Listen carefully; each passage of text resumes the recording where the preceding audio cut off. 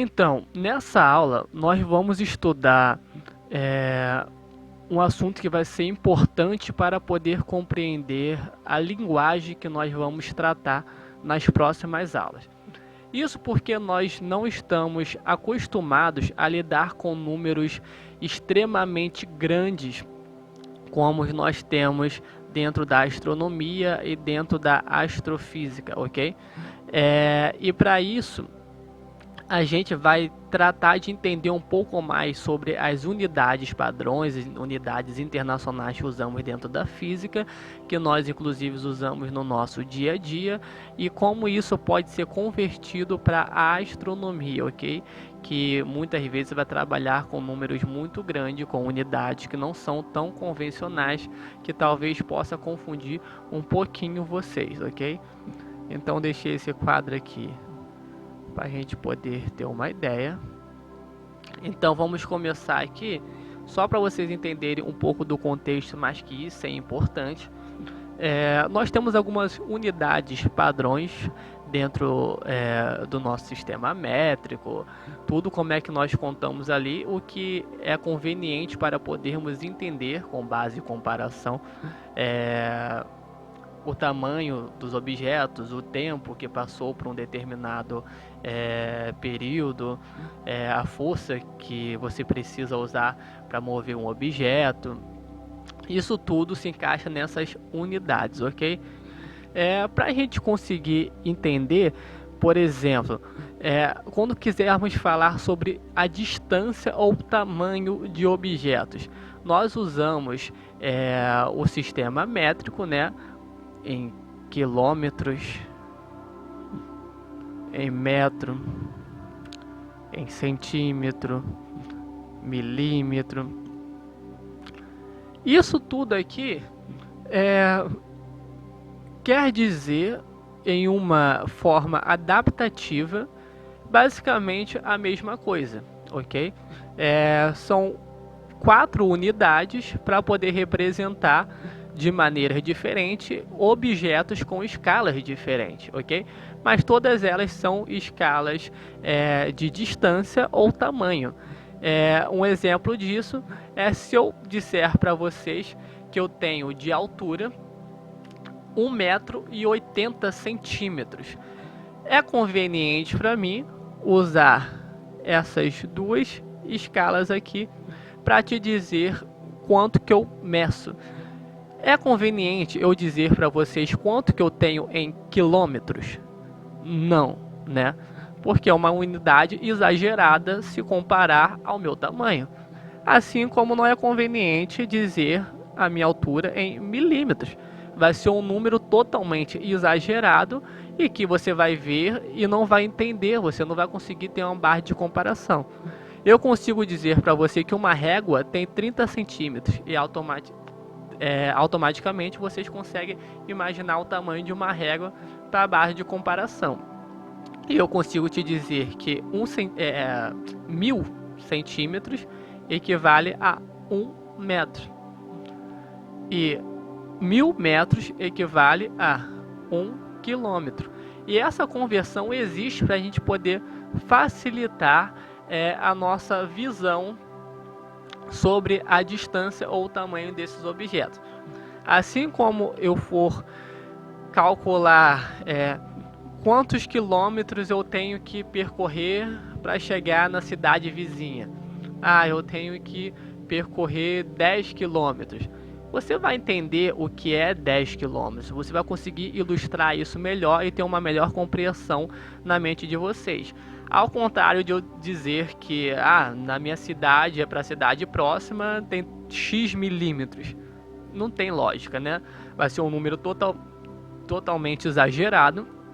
Vocês não vão conseguir entender o que esse número significa. E seria muito mais fácil fazer a conversão para algo ali, né, que seja da natureza, que possamos visualizar de forma mais fácil. Assim como também eu não vou medir o tamanho dessa caneca em quilômetros, né? Eu vou nem em metros, eu vou medir ela em centímetros, né? Ou até milímetros, mas mais fácil para a gente usar centímetro. E nós temos outras unidades padrões que nós usamos no nosso dia, como a unidade de tempo, hora, minuto e segundo. Eu não vou te dizer que o dia tem X segundos, vai dar muita coisa, muito número e você não vai entender. Eu vou te dizer que ele tem 24 horas, né? Eu não vou contar o tempo dessa aula em segundos para vocês, eu vou contar em minutos, né? Então são unidades que a gente tem como padrão e que é conveniente para a gente poder entender mais ou menos ali o que ela representa. Assim como nós temos Newton para unidade de força, nós temos Joule para unidade de energia, nós temos quilômetros por hora para unidade de velocidade, assim como metros por segundo, ok? Nós temos metro por segundo ao quadrado para a aceleração. Isso tudo são unidades básicas que nós usamos no nosso dia a dia e que nós temos que usar dentro da física e dentro da astronomia. Temos que usar? Sim, é obrigatório, tá? Isso porque vamos julgar que vocês façam um cálculo, uma equação, para saber quanto o seu carro andou naquele período de tempo. Esse carro se deslocou de um ponto A a um ponto B, deslocou de um ponto A até um ponto B num certo período de tempo, e eu quero saber qual foi esse espaço aqui que ele se deslocou, né? Delta S seria a variação ali do espaço que ele teria se deslocado. E aí eu chego no final da equação e boto lá 100 e finalizo a questão. Mas sem o quê? Não tem lógica, vocês entendem? 100 quilos, 100 metros, 100 horas, 100 segundos, 100 bananas, sabe? Precisa ter a unidade que corresponda à unidade correta, né? Se for de distância, vai ser uma unidade de distância. Se for de hora, vai ser uma unidade de tempo, no caso. De peso vai ser quilograma, por exemplo. Nós temos que seguir essas unidades. Ele se deslocou a 100 quilômetros. Se deslocou no espaço de 100 quilômetros no X período de tempo. E aí é obrigação nossa atribuir essa unidade a qualquer valor dentro das nossas equações, dentro dos nossos estudos em física e astronomia, ciência como um todo, ok? Então não se esqueçam disso, mas a gente vai trabalhar para vocês entenderem a conversão desses mesmos, principalmente com relação à distância, né? Que seria quilômetros, metros, centímetros, dentro da astronomia. Isso porque trabalhar com essas unidades até o quilômetro é conveniente para a gente dentro do nosso planeta, né? Que a gente consegue medir as coisas em quilômetros e arredores também. O que não se aplica para a escala astronômica universal. Eu não meço mais a minha distância para uma estrela em quilômetros, ficaria um número exageradamente grande, né? E o que isso significa? Então, como é que a gente usamos essas unidades dentro da astronomia? Por exemplo, do nosso planeta Terra, supondo que aqui seja Terra, ok? Para a Lua, nós podemos continuar usando quilômetros. Nós temos mais precisamente 384.400.000 quilômetros de distância da Terra para a Lua. Nós temos essa. Claro que, como nós vimos aí, os planetas giram em elipse em torno, né, dos objetos. A Lua gira em elipse, né, orbita em uma forma irregular, e essa distância vai variar. Então a Lua não se mantém a 384.400 quilômetros da Terra sempre, né? Elas variam essa distância. Tem momentos que ela está a 360 mil, né? 400 mil. E isso daí é padrão, como a distância da Terra para o Sol e tudo mais. E nós conseguimos usar a quilometragem para poder traçar essas distâncias, porque está próxima.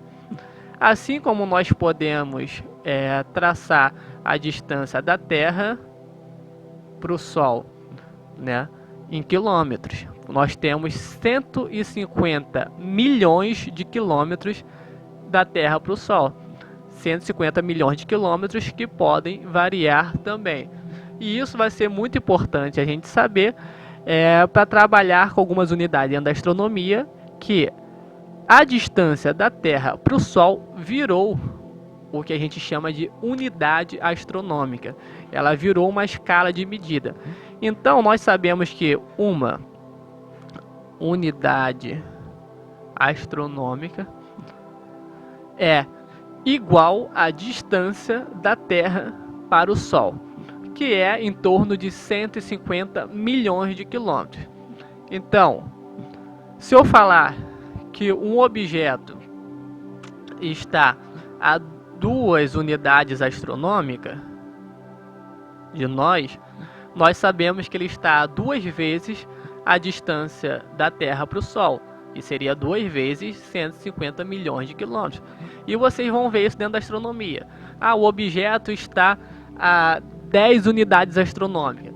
É só vocês colocarem na cabeça de vocês, em comparação, né? Igual a gente tem o exemplo da régua. A gente sabe que a régua tem 30 centímetros, né? Então a gente pode somar réguas aí até você ter algumas metragens ali que você consiga compreender. A distância da Terra para o Sol virou uma régua, né, metafórica dentro da astronomia, que se chama unidade astronômica, que tem em torno de 150 milhões de quilômetros. Então, quando vocês ouvirem falar que um objeto está a tantos X unidades astronômicas, essa unidade astronômica equivale à distância do Sol para a Terra, que é 150 milhões de quilômetros.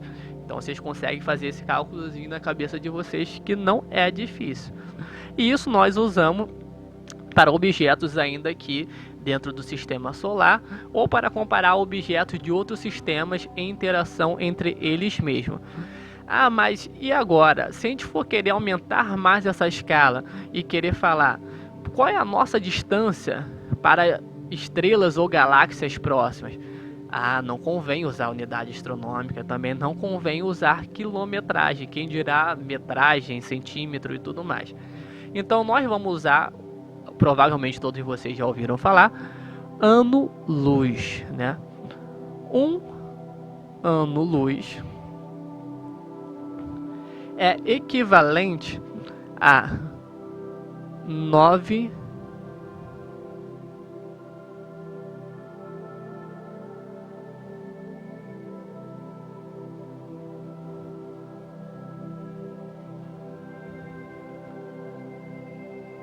trilhões de quilômetros. Lembrando aqui, ó, 1000, milhão, bilhão, trilhão.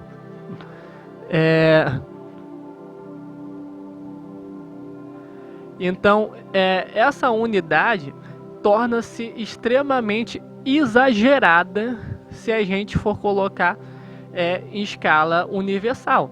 Imagina se eu quisesse medir uma estrela que estaria a cerca de 20 anos-luz da gente, né? E aí eu quero medir essa distância em quilômetro. Seria 20 vezes esse número extremamente exagerado, que é o 9 trilhões e meio de quilômetros, ok? Vou botar a unidade aqui embaixo que não deu muito espaço. Então, quilômetros se torna inviável para usarmos em escalas astronômicas. Então, nós conseguimos saber que 9 trilhões e meio de quilômetros equivale a um ano-luz. É muito mais fácil resumir assim.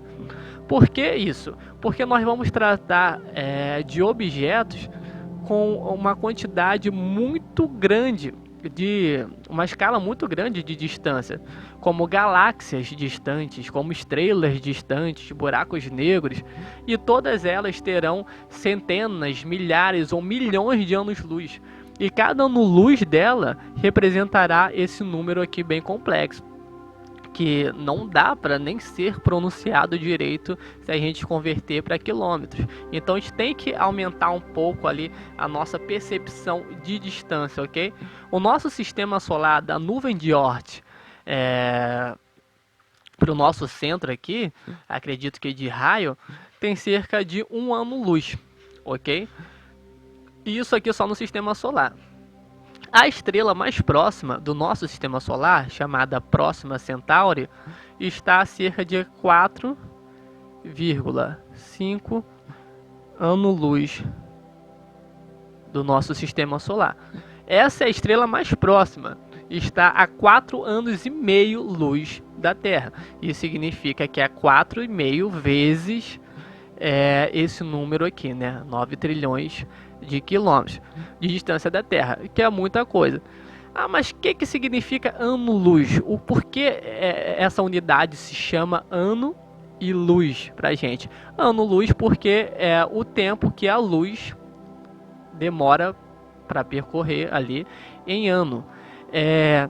Isso significa que a luz, que nós sabemos que é a velocidade limite do nosso universo, nada se move mais rápido que a luz. A luz é o que tem de mais rápido no nosso universo, e ela se move a 300 mil quilômetros por segundo.